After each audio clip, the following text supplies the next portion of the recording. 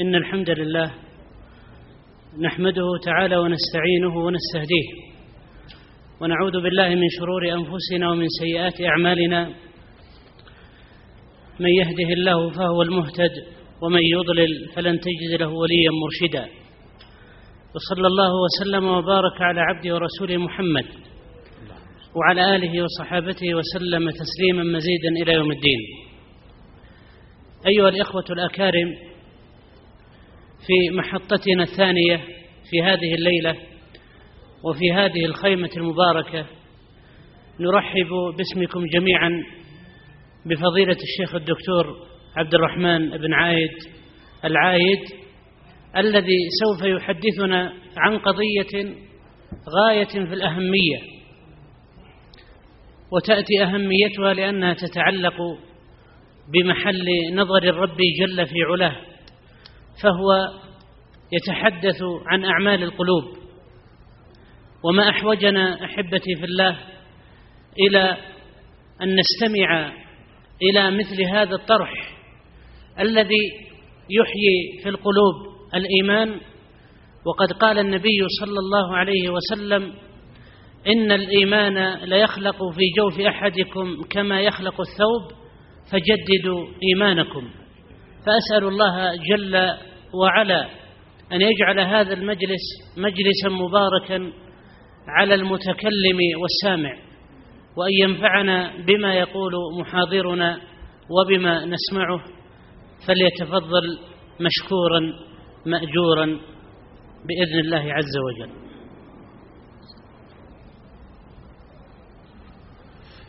بسم الله الرحمن الرحيم. الحمد لله والصلاة والسلام على أشرف الأنبياء والمرسلين نبينا محمد وعلى آله وأصحابه ومن تبعهم بإحسان إلى يوم الدين وسلم تسليما كثيرا. أما بعد، فالسلام عليكم ورحمة الله وبركاته. أيها الإخوة في الله، عنوان هذه المحاضرة عن موضوع صلة الرحم، وأن هذا الموضوع الذي سأطرقه عن صلة الرحم ليس كما يطرق كثيرا من ناحية فقط الفضل أو كذا، لا. صلة الرحم، ما معنى صلة الرحم؟ صلة الرحم تعني الإحسان إلى الأقربين وإيصال ما أمكن من الخير إليهم ودفع ما أمكن من الشر عنهم. وقطيعة الرحم تعني عدم الإحسان إلى الأقارب، وقيل قطيعة الرحم تعني الإساءة إلى الأقارب. وهنا فرق بين المعنيين، إذ أن المعنى الأول يرى أنه يلزم من نفي الصلة ثبوت القطيعة، بمعنى أنك إن لم تكن واصلا فأنت قاطع. وأما على المعنى الآخر فهناك قسم ثالث، وبالتالي فإنه يكون أو تكون الأقسام عندنا واصل وهو المحسن، وقاطع وهو المسيء إلى الأقارب، وقسم ثالث لا واصل ولا قاطع، يعني لا يحسن إلى الأقارب لكنه في الوقت نفسه لا يسيء إليهم. وهذا القسم يعني الثالث يسميه بعض العلماء المكافئ. ما حكم صلة الرحم؟ صلة الرحم في الجملة واجبة، وقطيعتها في الجملة أيضا كبيرة من كبائر الذنوب. وقد نقل الاتفاق على وجوب صلة الرحم وتحريم القطيعة القرطبي والقاضي عياض وغيرهما. صلة الرحم عند الدخول في تفصيلاتها يختلف حكمها باختلاف قدرة الواصل وحاجة الموصول، وباختلاف الشيء الذي يوصل به. إذن هذه ثلاثة أشياء، لذلك أنا قلت لكم واجبة في الجملة، لكن عند الدخول في التفاصيل تختلف باختلاف ثلاثة أشياء: بقدرة الواصل وحاجة الموصول، والشيء الثالث اختلاف الشيء الذي يوصل به. نوضح هذا. لو كان للإنسان لو كان لإنسان غني أخ فقير، لو كان لإنسان غني أخ فقير يحتاج إلى المساعدة، فإن الأخ الغني هذا يجب عليه أن يصل رحمه بإعطاء أخيه الفقير، فهنا الإعطاء أصبح من الصلة وهو واجب. بينما لو كان الأخ غنيا لا يحتاج إلى المال لأصبح الإعطاء غير واجب. لو كان هذا الأخ غنيا لأصبح الإعطاء غير واجب، لكن يمكن أن تجب الصلة بأشياء أخرى كالسلام والصلة بالكلام إلى غيرها.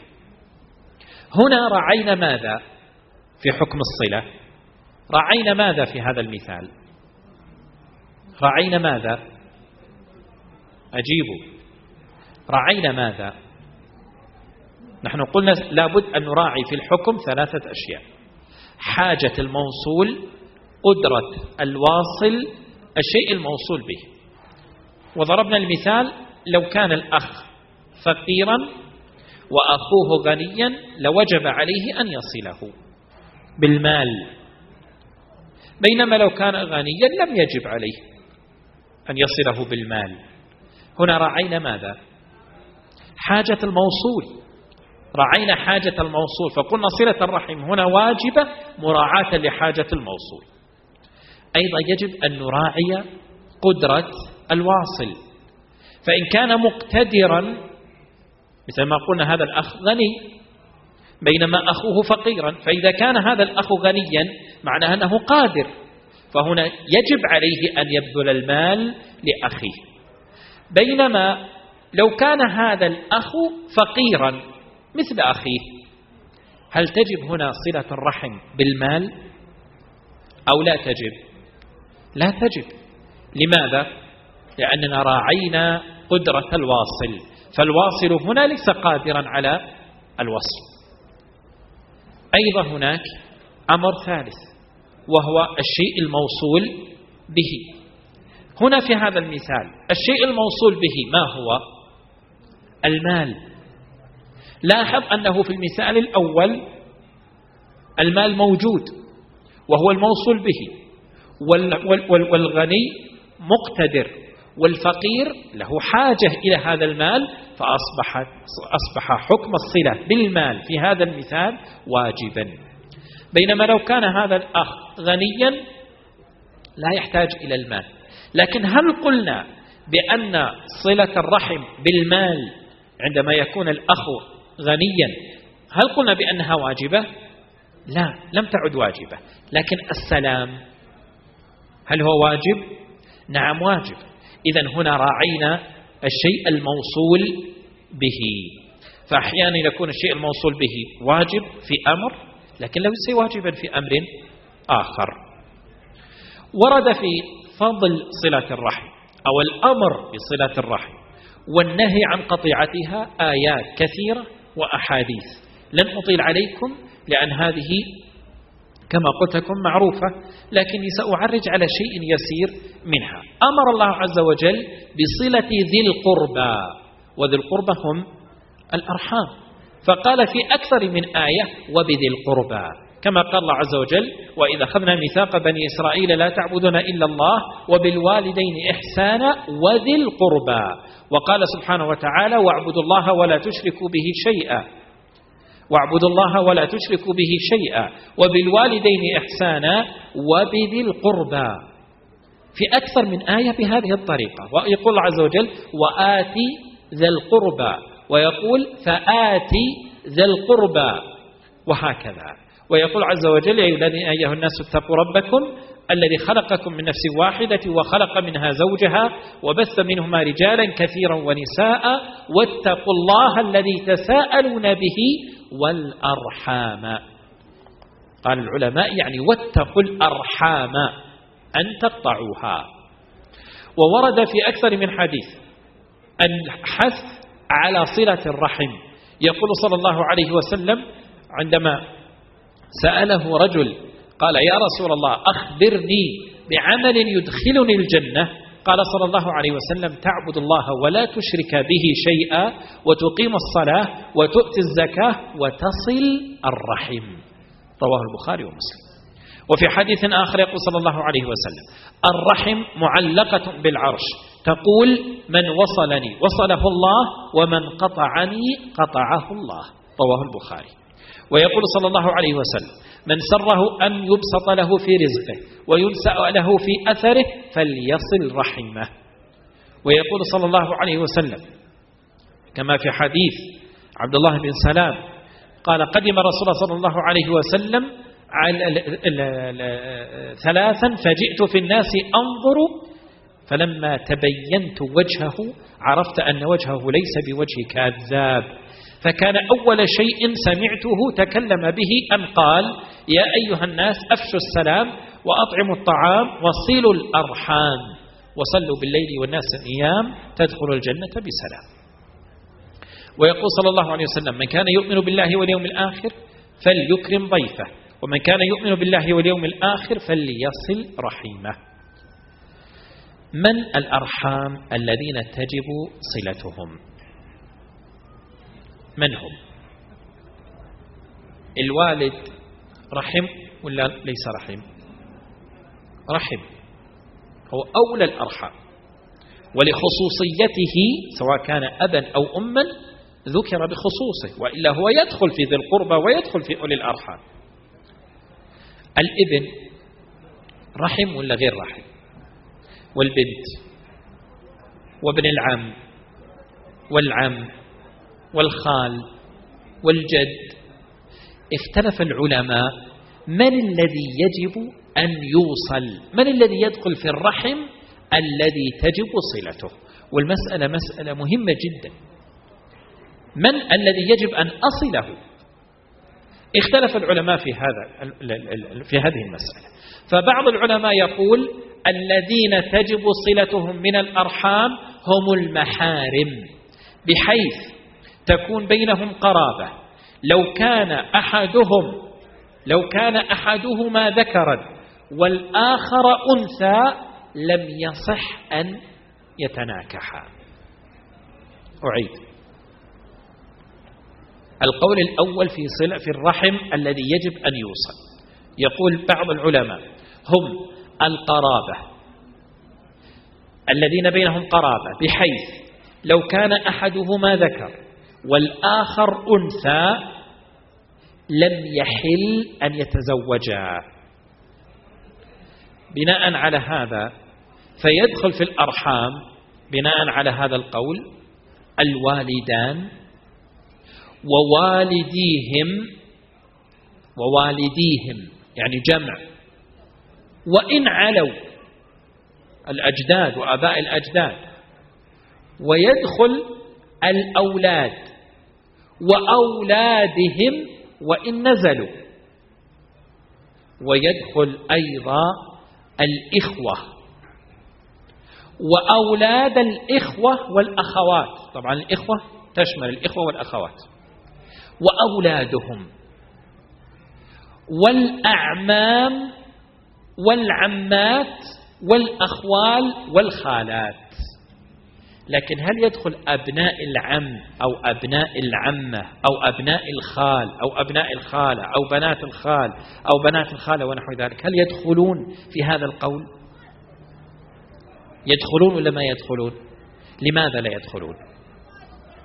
لأنه يصح أن تتزوج من بنت عمتك وبنت خالتك وبنت خالك وبن عمك، ما دام يصح أن تتزوج به. لو كان أحدكما ذكر والآخر أنثى إذا لا يدخل في الرحم. إذا لا يجب عليك أن تصل ابن عمك كرحم، لكن يجب عليك أن تصل عمك وعمتك وخالك وخالتك والوالدان وآباؤهم وأمهاتهم والأولاد وإن نزلوا. هذا هو القول الأول. استدل أصحاب هذا القول بأن الشارع حرم نكاح المرأة على عمتها والمرأة على خالتها ما يجمع بينهما، لا يجمع بين امرأة وعمتها ولا امرأة وخالتها. قال في الحديث: إن كن إن فعلتن ذلك قطعتن أرحامكن. انتبهوا للاستدلال لأنه لطيف. إن كن إن فعلتن ذلك قطعتن أرحامكن. إذا لا يجمع بين المرأة وعمتها ولا المرأة وخالتها، لو حدث هذا تقطع الأرحام. طيب السؤال: هل يجوز الجمع في الشرع بين المرأة وبنت عمها؟ يجوز. لو كانت من الأرحام لما جاز، لأن النبي صلى الله عليه وسلم علل عدم الجمع بين المرأة وعمتها والمرأة وخالتها: إن كن إن فعلتن ذلك قطعتن أرحامكن. إذا ما دام يجوز الزواج بابنة العمة أو ابنة الخالة أو نحو ذلك، إذا ليست من الرحم. ما دام يجوز الجمع بينهما، إذا ليس من الأرحام. القول الثاني قالوا: الأرحام هم القرابة الذين يتوارثون. القرابة الذين يتوارثون. وعلى هذا يخرج من الأرحام الذين تجب صلتهم يخرج الخال والخالة، لأنك لا ترث من خالك ولا هو يرث منك، فالخال والخالة ليس من الأرحام على هذا القول. وهذا القول ضعيف، لأن النبي صلى الله عليه وسلم قال: الخالة بمنزلة الأم، فكيف نقول لا تجب صلتها؟ القول الثالث قالوا: الأرحام هم القرابة دون تحديد، هم القرابة، فكل قريب لك يعد من الأرحام الذين تجب صلتهم، لكنهم حددوا القرابة برابع جد، تقف عند الجد الرابع، ما بعد الجد الرابع يخرج من الأرحام. فكل من بينك وبينه صلة أو تجتمع به إلى جدك الرابع فهذا يعد من الأرحام، وما عدا ذلك ليس كذلك. وهذا القول أوسع الأقوال كما ترون، لكنه حتى وإن قلنا بهذا القول، يعني لو أنت رجحت هذا القول، فلا بد من الانتباه إلى أمر آخر، إلى أن الصلة التي تجب لا يلزم أن تكون متساوية مع الجميع. فصلتك لأبيك أو صلتك لأمك أو صلتك لابنك أو صلتك لابنتك أو لأختك أو لعمتك ليس كصلتك ابن عمك مثلا، فلا بد أن تختلف. هذا إن أخذنا بهذا القول. كيف تكون الصلة؟ كيف نعتبر أنفسنا قد وصلنا؟ لابد من معرفة أمرين. الأمر الأول: متى تكون الصلة؟ والأمر الثاني: بما تكون الصلة. أما بالنسبة لمتى تكون الصلة فهذا يختلف باختلاف الأرحام، باختلاف القرب والبعد من الإنسان. القرب النسبي والقرب المكاني، انتبهوا، يختلف باختلاف القرب والبعد النسبي والمكاني. فمثلا صلتك لوالدك أبا كان أو أما، أو صلتك لولدك ابنا أو بنتا، لا يكون كصلتك لخالك مثلا أو لعمك، لا، هذا أقرب، الوالد أو الولد أقرب من العم أو الخال.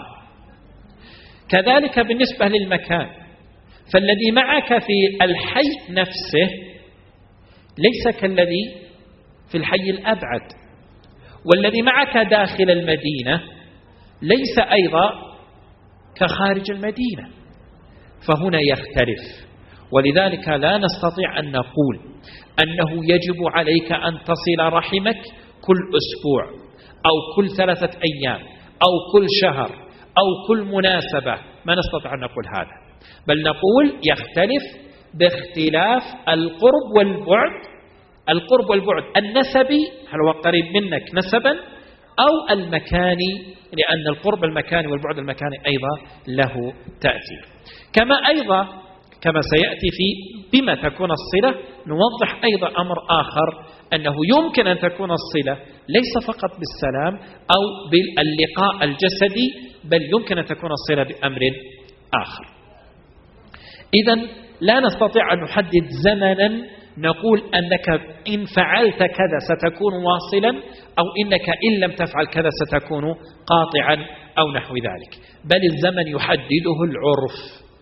فإذا كانت هذه القرية مثلا العرف تعارف بينهم أن الولد يصل أباه أو يصل أمه يوميا، ليس يوميا بل صلته لهما أن يسكن معهما في البيت. ممكن أن يكون هذا عند بعض الناس، قد يكون عند بعض الناس الآخرين الولد يسكن بعيدا عن والده، فصلته أن يزوره كل 3 أيام أو بالأسبوع 2 مرتين أو بالأسبوع 3 مرات أو نحو ذلك. إذن الذي يحدد كونك واصلا أو غير ذلك هو العرف. وأيضا ينبغي أن ترتب أرحامك كما قلنا بحسب القرب النسبي. بما تكون الصلة؟ تختلف الصلة بحسب حاجة الموصول، وحسب أيضا قدرة الواصل.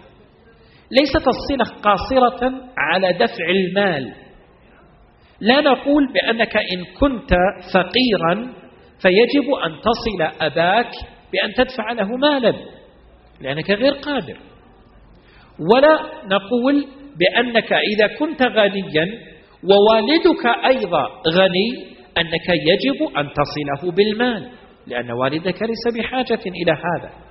لكننا نقول تختلف الصلة بحسب حاجة الموصول وبحسب قدرة الواصل. فإذا كان الموصول محتاجا لشيء ما أيا كان هذا الشيء وأنت تقدر عليه، فصلتك له أن تلبي له هذه الحاجة. فإن كان محتاجا إلى المال فصلته أن تعطيه المال، إن كان محتاجا إلى المساعدة فأنت صلتك بأن تقدم له هذه المساعدة. حاجته لك أن تخدمه بنفسك، كما لو كان والدا كبير السن فصلتك أن تقدم له هذه الخدمة.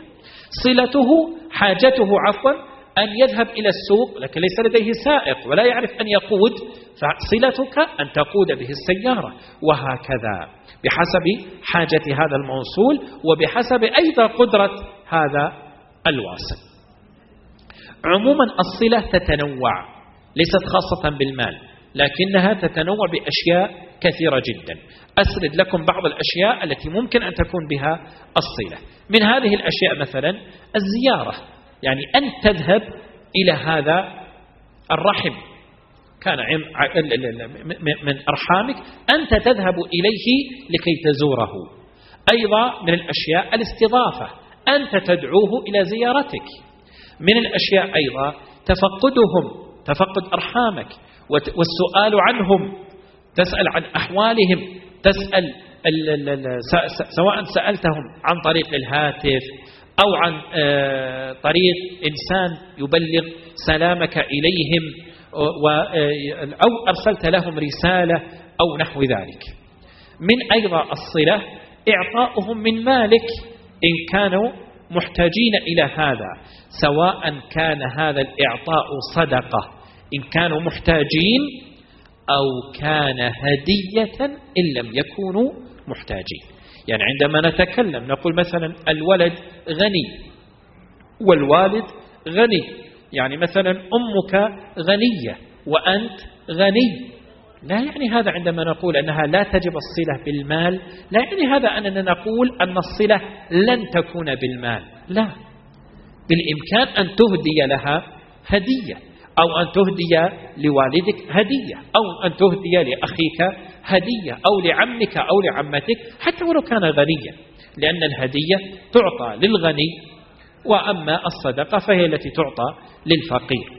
والعجب كل العجب من أناس أغنياء قد يتصدق بصدقات كثيرة لكن للأباعد، وقد يكون عنده من أقاربه من هو محتاج إلى هذه الصدقة ومع ذلك لا يعطيه، وكأن الصدقة لا تكون صدقة ولا تكون خفية ولا يعلمها ولا تكون خفية ولا تكون ذات بال أو ذات أجر كبير إلا عندما تكون للأباعد، مع أن النبي صلى الله عليه وسلم يقول إن الصدقة على المسكين صدقة، لاحظ صدقة فقط، وعلى ذي الرحم يعني على ذي الرحم المسكين اثنتان، صدقة وصلة، صدقة وصلة، فتكون كسب أجرين متنوعين بعمل واحد. والحديث رواه النسائي واللفظ له والترمذي وحسنه.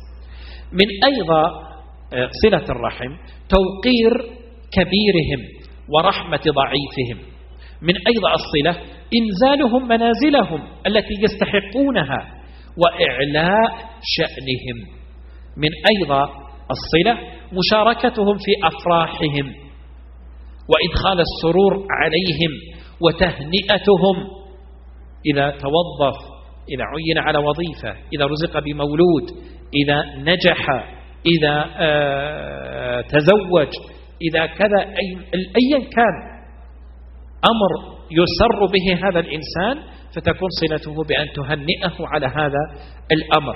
كذلك مواساتهم في أحزانهم، أصيب بمصيبة أيا كانت هذه المصيبة، مرض أو موت أو فقد ولد أو نحو ذلك، فإنك تخفف عنهم وتواسيهم وتسليهم وتذكرهم بأجر الصابرين وتظهر لهم حزنك لما أصابهم. من أيضا صلة الرحم عيادة مرضاهم، ومن صلة الرحم إتباع جنائزهم، ومن صلة الرحم إجابة دعوتهم، إذا وجهوا لك دعوة فلا تتخلف إلا لعذر. من صلة الرحم سلامة الصدر نحوهم، فلا تحمل الحقد الدفين على أرحامك، وليس سيد القوم من يحمل الحقد. من أيضا صلة الرحم إصلاح ذات بينهم، يعني قد ترى أن مثلا من أقاربك من أرحامك من هم متخاصمون، فأن تسعى للإصلاح، إصلاح ذات بينهم قدر ما تستطيع. من أيضا صلة الرحم الدعاء لهم، أن تدعو لأرحامك، وهذا يستطيعه كل أحد ويحتاجه كل أحد. من أيضا صلة الرحم دعوتهم إلى الهدى وأمرهم بالمعروف ونهيهم عن المنكر بالأسلوب المناسب. ما فوائد صلة الرحم؟ صلة الرحم سبب لصلة الله للواصل، في الحديث المتفق عليه أن الله خلق الخلق حتى إذا فرغ من خلقه قالت الرحم هذا مقام العائد بك من القطيعة، قال نعم، أما ترضين أن أصل من وصلك وأقطع من قطعك؟ قالت بلى، قال فهو لك. رواه البخاري ومسلم واللفظ البخاري. صلة الرحم سبب لدخول الجنة، كما جاء في الحديث الذي قلناه قبل قليل عندما سأل رجل النبي صلى الله عليه وسلم عن شيء يدخله الجنة، قال تعبد الله لا تشرك به شيئا وتقيم الصلاة وتؤتي الزكاة وتصل الرحم، والحديث في البخاري ومسلم. صلة الرحم تدل على الإيمان بالله واليوم الآخر، من كان يؤمن بالله واليوم الآخر فليصل رحمه. صلة الرحم من أحب الأعمال إلى الله. جاء رجل من خثعم يسأل النبي صلى الله عليه وسلم أي الأعمال أحب إلى الله؟ قال الإيمان بالله. قال ثم ما؟ قال صلة الرحم. قال ثم ما؟ قال الأمر بالمعروف والنهي عن المنكر. قال قلت يا رسول الله أي الأعمال أبغض إلى الله؟ قال الإشراك بالله. قال قلت يا رسول الله ثم ما؟ قال قطيعة الرحم. قال قلت ثم ما؟ قال الأمر بالمنكر والنهي عن المعروف. رواه أبو يعلى بإسناد جيد، وذكر ذلك المنذري في الترغيب والترهيب، وموجود الحديث في مجمع الزوائد. صلة الرحم من فوائدها، طبعا الأحاديث كثيرة جدا، أنا أختصر لكم. ترى صلة الرحم تشهد للواصل بالوصل يوم القيامة. كل رحم آتية يوم القيامة أمام صاحبها تشهد له بصلة إن كان وصلها، وعليه بقطيعة إن كان قطعها. رواه البخاري في الأدب المفرد والحاكم في المستدرك. صلة الرحم سبب لزيادة العمر وبسط الرزق.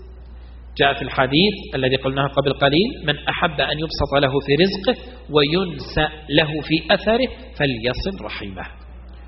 صلة الرحم تعجل الثواب، وقطيعة الرحم تعجل العقاب.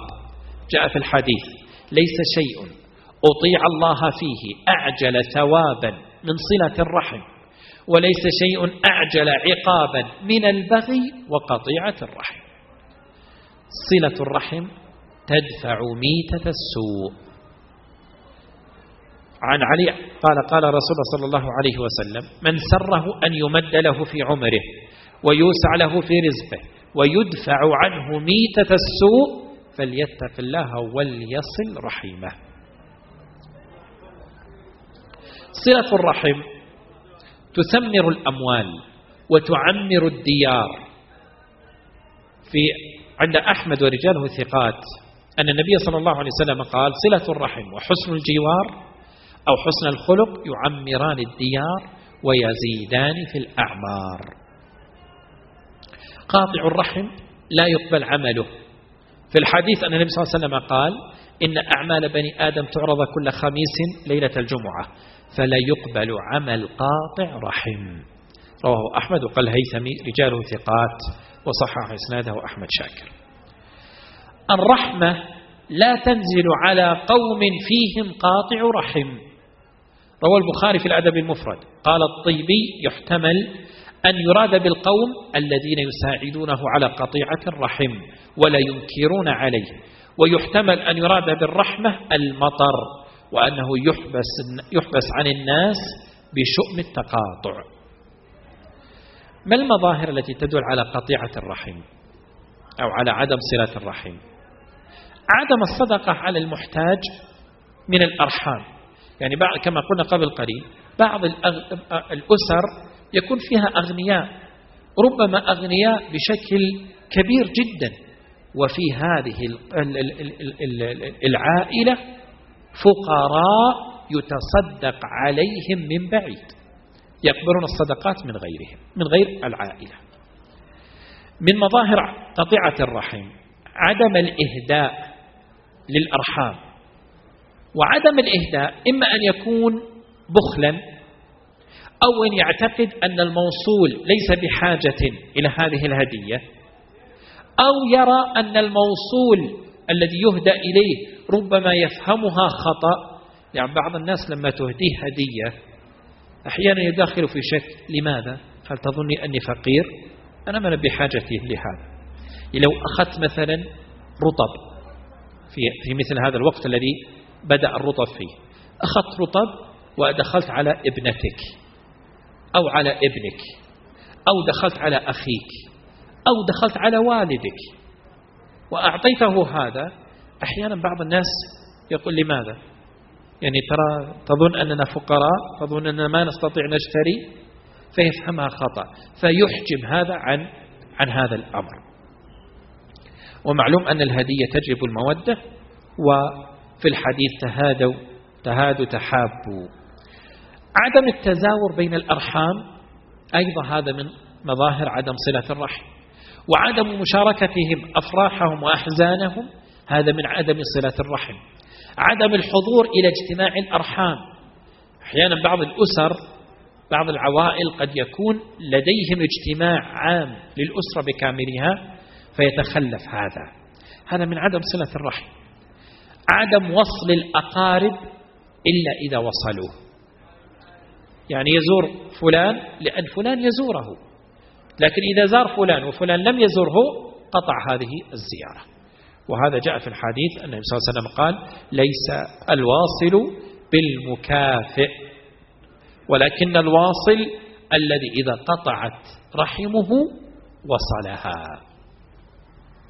وفي الحديث أن رجلا قال: يا رسول الله، إن لي قرابة أصلهم ويقطعوني وأحسن إليهم ويسيئون إلي وأحلم عنهم ويجهلون علي. فقال صلى الله عليه وسلم: لئن كنت كما قلت فكأنما تسفهم المل، ولا يزال معك من الله ظهير عليهم ما دمت على ذلك.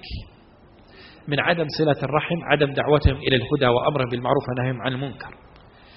من قطيعة الرحم تحزيب الأقارب وتفريق شملهم وجعلهم جماعات متفرقين. من قطيعة الرحم الإساءة إلى الأرحام بالقول أو بالفعل. لماذا تنتشر عدم صلة الرحم؟ ما أسباب عدم صلة الرحم؟ من الأسباب الجهل بفضل صلة الرحم، والجهل بعاقبة قطيعتها. أيضا من الأسباب ضعف الدين عند الإنسان، وبالتالي يزهد في الثواب ولا يخشى من العقاب. من الأسباب الكبر. كيف؟ قد يكون هذا الرجل أو هذا الإنسان غنيا، أو آتاه الله منصبا رفيعا أو جاها عريضا، فيستنكف أن يبادر هو بصلة رحمه، يعني يريد من أرحامه يزورونه، هو الذي يزار، لكنه ما عنده استعداد أن يزور هذا الرحم الذي أقل منه. من الأسباب التقليد للوالدين. ربما أنه يعني هذا الولد لم يرى من أبيه أو أمه، لم يرى منهما صلة لأرحامهما. مثال: افترض مثلا أن رجلا له عم أو له عمة، هذا الرجل لم يصل عمته أو لم يصل عمه، هل تنتظر من ابنه أن يصلها؟ قد لا يصلها، لأنه لم يرى أباه وصل عمته، فكيف هو يصل عمة أبيه؟ من الأسباب الانقطاع الطويل، يعني ينقطع عن أرحامه زمنا طويلا، فكل ما مضى الوقت استصعب أن يزورهم، وهكذا كل ما مضى وقت استصعب أن يزورهم، فتمضي الأوقات وتتولد الوحشة وتحدث القطيعة. من الأسباب العتاب الشديد. بعض الأرحام عندما تذهب إليه تزوره أو ترفع الهاتف لكي تسلم عليه وتعتبر أن هذا صلة رحم، يبدأ بعتابك عتابا شديدا. الآن تذكرت تتصل، من متى لم تتصل علي؟ يا رجل اتصلت عليك قبل أسبوعين، ولماذا تنتظر أسبوعين؟ لماذا؟ وهكذا، فيعاتبه عتابا شديدا، مما يجعل هذا الإنسان الواصل أو الذي يريد أن يصل يفكر 20 مرة قبل أن يذهب إلى هذا الإنسان أو قبل أن يتصل به، لأنه لا يريد أن يعاتب. من الأسباب الشح والبخل، فهو لا يذهب إلى أرحامه خوفا من أن يطلبوا منه مساعدة، لأنه يعرفون أنه غني ويعرف هو أنهم بحاجة، فلا يذهب إليهم يخاف أن يطلبوا منه. من الأسباب أيضا التكلف عند الزيارة. لما تذهب تزور قريب لك يتكلف لك كلافة تجعلك تحجم مرة أخرى أن تزوره. وكذلك العكس من الأسباب قلة الاهتمام بالزائر. تذهب إلى هذا الإنسان اقتطعت من وقتك وتريد الأجر، فعندما تدخل إليه لا يأبه إليك منذ أن دخلت وهو يكلم غيرك. أنت تسلم عليه فيلتفت إلى من بجانبه، تتكلم معه يتصل بالهاتف، فيبدي لك عدم اهتمام أبدا، مما يجعلك تحجم مرة أخرى عن الزيارة. طبعا ليس هذا تبريرا وليس هذا، لكن هذا مجرد تلمس للسبب، لكن لا نقول بأنه إذا فعل هذا جاز لك أن تقطعه، لا.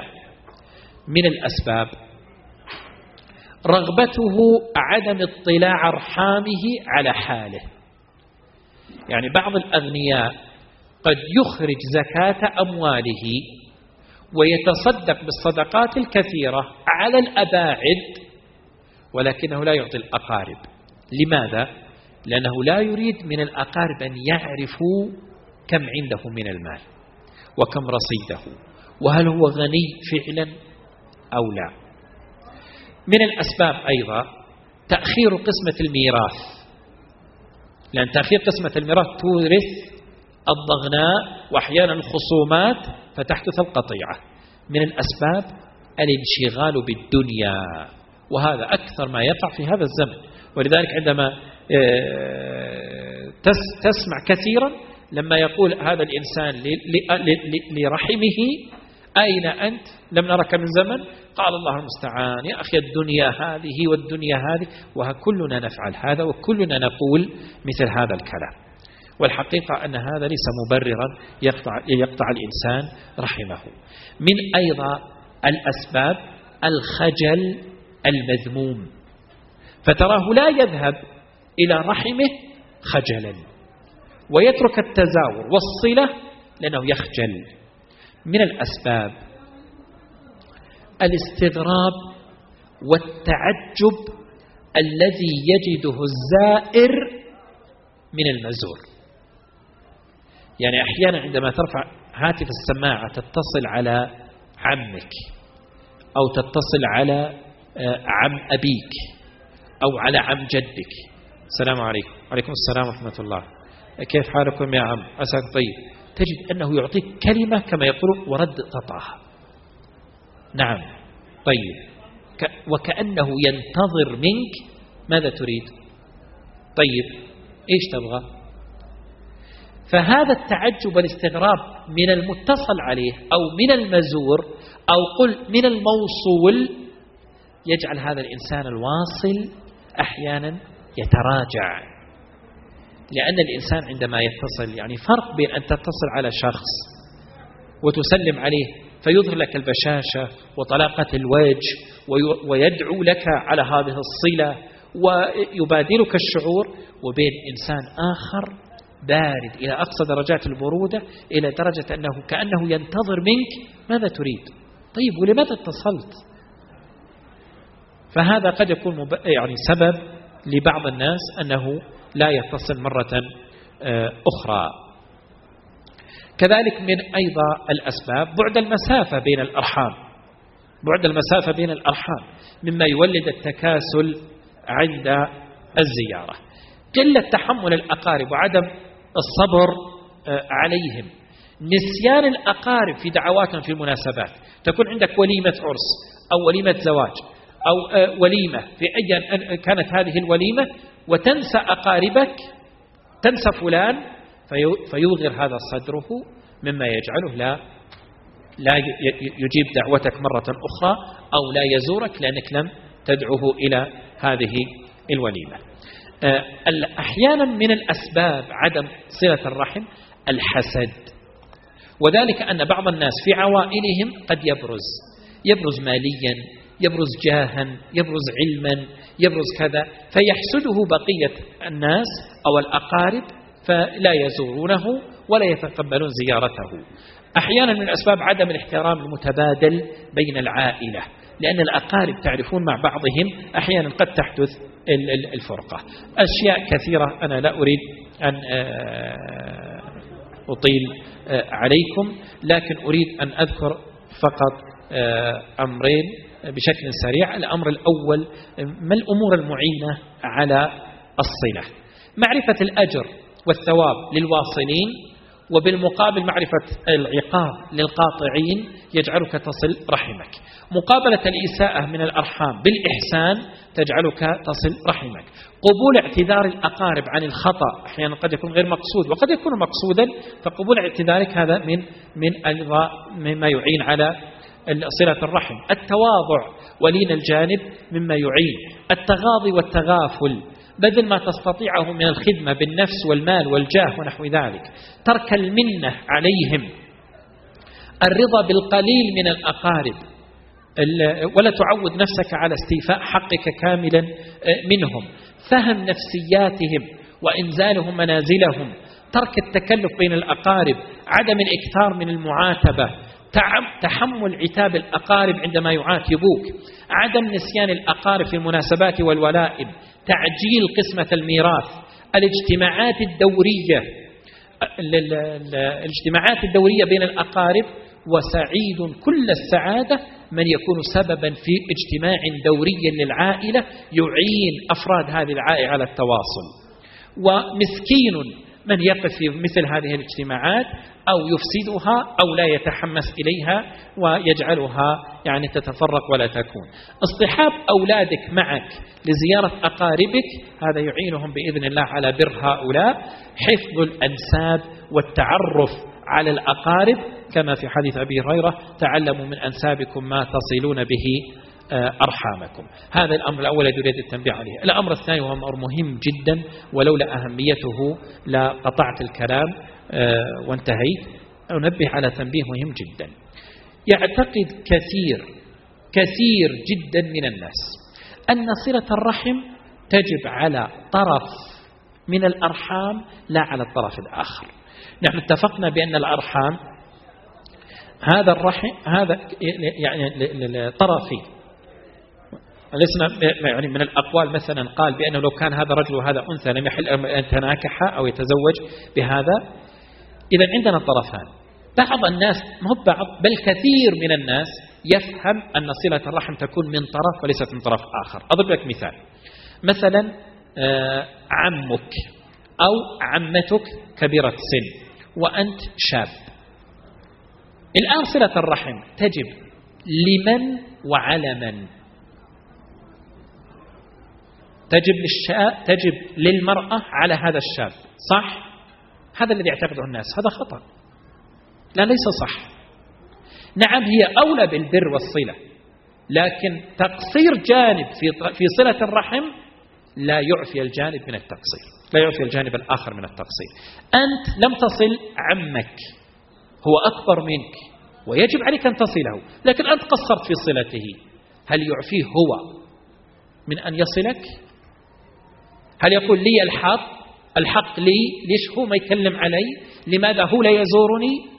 لا، نقول إذا قطعك أن تصله، ولو كان أنت ترى أن الحق لك. حتى وإن كان الحق لك فصلة الرحم متبادلة بين الأمرين. أسأل الله عز وجل أن ينفعنا وإياكم بما قلنا وسمعنا، وأن يجعله حجة لنا لا حجة علينا. اللهم اغفر لنا ولوالدينا، اللهم اغفر لنا ولوالدينا، اللهم اغفر لنا ولوالدينا ولإخواننا المسلمين. ربنا هب لنا من أزواجنا وذرياتنا قرة أعين واجعلنا للمتقين إماما. ربنا لا تزغ قلوبنا بعد إذ هديتنا وهب لنا من لدنك رحمة إنك أنت الوهاب. ربنا آتنا في الدنيا حسنة وفي الآخرة حسنة وقنا عذاب النار. وصلى الله وسلم على نبينا محمد وعلى آله وصحبه أجمعين. نشكر فضيلة الدكتور عبد الرحمن العائد، ونسأل الله تبارك وتعالى أن يجعل ما قال في موازين حسناته.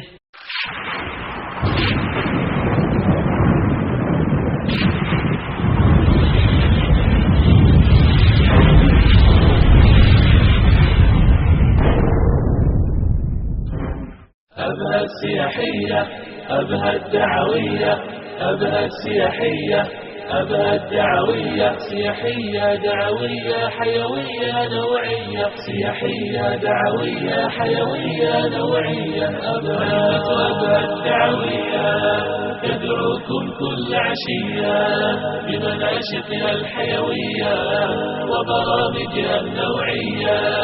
هيبة أبهى الدعوية تدعوكم كل عشية بمناشطها الحيوية وبرامجها النوعية. هي للأسرة كالشمعة تجمعكم أجمل جمعة يا من ترجون المتعة ببرامج إسلامية. جمعت بين الإمتاع وجميل حديث الداعي واللهو بغير ضياع ومعارض إبداعية. جمعت بين الإمتاع وجميل حديث الداعي واللهو بغير ضياع ومعارض إبداعية. أبهى الدعوية تدعوكم كل عشية بمناشطها الحيوية وبرامجها النوعية. هيبة أبهى الدعوية تدعوكم كل عشية بمناشطها الحيوية وبرامجها النوعية. هي للأسرة كالشمعة تجمعكم أجمل جمعة يا من ترجون المتعة ببرامج إسلامية. تدعو للهدي السامي وفق الدين الإسلامي دون غلو هدامي أو أفكار غربية. تدعو للهدي السامي وفق الدين الإسلامي دون غلو هدامي أو أفكار غربية. خيمة أبهى السياحية تدعوكم كل عشية بمناشطها الحيوية وبرامجها